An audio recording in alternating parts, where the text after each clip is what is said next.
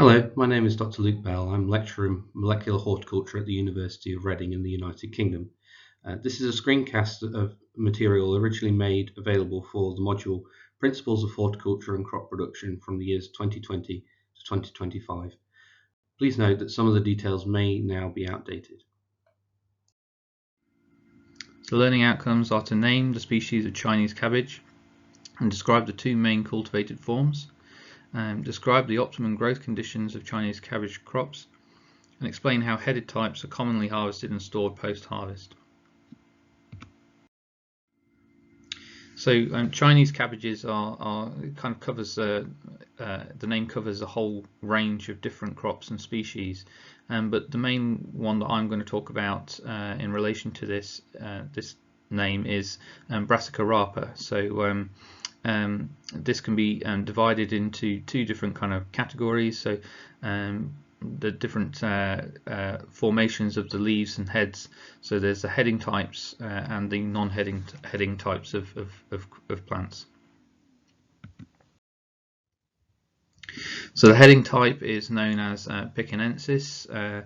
So this is also known by various other names depending on where in the world you're from. So in America it's commonly known as Napa cabbage, but there's also a whole host of names and local names for it, such as Hakusai, Paisai, Wombok, Peche, and Sina cabbage as well.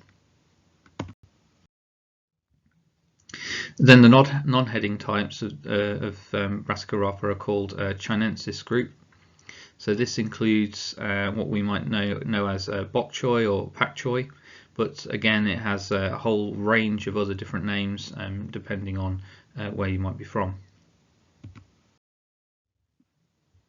So Chinese cabbage stems are typically compressed and unbranched and form quite short, squat plants until flowering occurs, when they then start to elongate.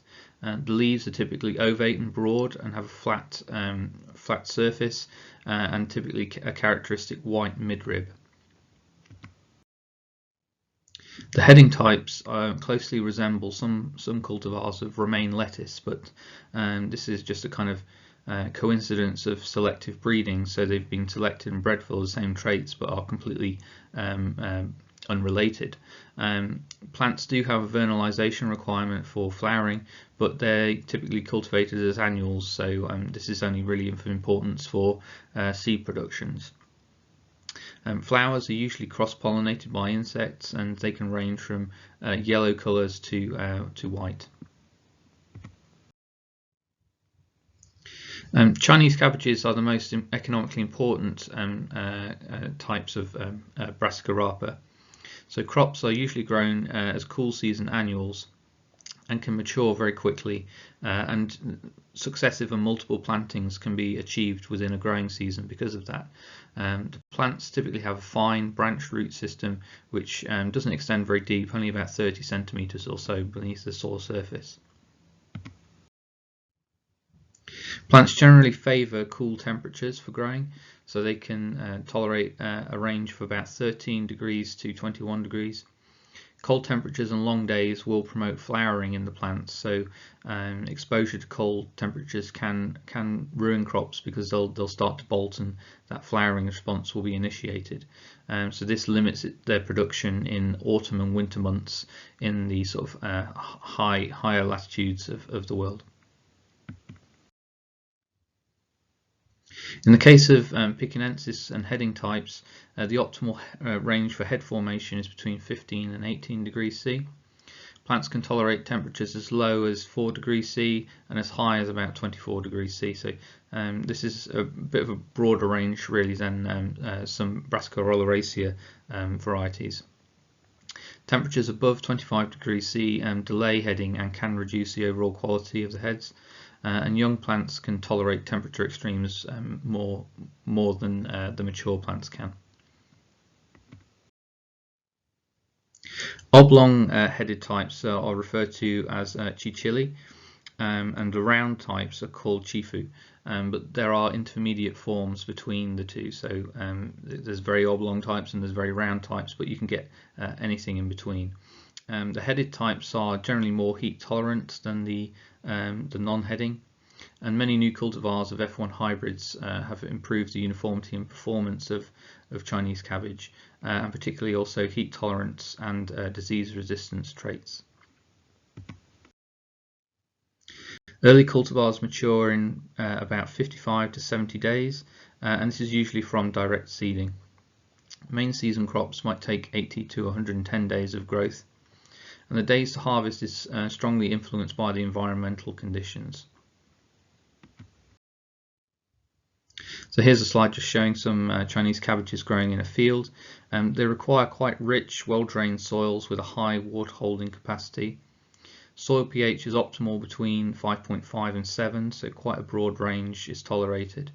During cool and wet weather, phosphorus deficiency can occur, and so supplemental phosphorus and potassium also should be applied at planting. Nutrients can also be applied continuously using fertigation, which is common in some small scale productions, but overnutrition of nitrogen, as with other brassicas, can lead to rapid growth and loose heads, and sometimes the broad ribs of the heads can crack, and it can also lead to and promote soft rots, as the leaves are quite compact in the head, so the accumulation of nitrogen and also moisture can promote these different diseases and therefore affect storage quality and shelf life. Plant spacing is generally determined by the end market specification. Chinese cabbages are not as well suited to transplanting as Brassica oleracea varieties are, so that's why they typically direct seeded. The between row spacing is usually between 50 and 60 centimeters, and in row 25 to 40 centimeters. As I said, this distancing and spacing will determine the size of the head and the overall quality of the product. So Chinese cabbages compete quite poorly with weeds. So in this slide you might just be able to make out some weeds kind of creeping in between these tatsoi plants. They're typically weeded by hand, but this can be very difficult in very large productions, and it's not really very economical. So Chinese cabbages require about 2.5 to 3.8 centimeters of water a week, and greater amounts of water are obviously required on sandy soils where they might be more free draining. Drought in the juvenile stages of growth is detrimental to yields, but likewise overwatering may also delay maturity and also decrease yields too. So there's a fine balance to kind of be struck with these crops. And as I said, high temperatures can be tolerated, but they do promote different rots and diseases, especially if the ambient humidity is quite high. Okay, so this is a slide showing a man harvesting some Napa cabbage in California. So the headed Chinese cabbage types are generally ready and once they're firm, so that's usually between 55 and 110 days. Heads are commonly hand harvested and trimmed in the field, so similar to Brassica oleracea cabbages. The fields may have to be harvested multiple times, which is again similar to broccoli and cauliflower productions. So a gang of workers may have to go through the field multiple times to harvest every plant as they mature. But as with the other brassica varieties, the introduction of F1 hybrids has improved this problem with uniformity and maturation. So in terms of post-harvest handling, Chinese cabbages can be stored for several months, provided that they're kept under the correct conditions. So the heading types are better and more well suited for long-term storage, as with Brassica oleracea cabbages. The optimum storage temperature range is between 1 and 2 degrees, but it's important that heads and leaves have air circulated around them, so that there's no sort of hanging stagnant air in there, because this can promote fungal diseases during storage. Another problem with Chinese cabbages post-harvest is the development of so-called black leaf speck. This is a common disorder in Chinese cabbages, and it develops when the storage temperatures are typically too low, so anything below 1 degree centigrade. It's kind of cold damage, which is caused in the stems and the ribs of the leaves. So post-harvest storage, and this effect can be mitigated by close control of the temperature, but also storage shelf life can be improved by utilization of modified atmospheres, so reducing the oxygen content in the atmosphere and increasing the carbon dioxide. Headed types are commonly wrapped in films and plastics, and this helps conserve moisture and extend the shelf life of the crop. So in summary, Chinese cabbage is similar in many ways to Brassica oleracea crops, but it is a separate species. It's called Brassica rapa.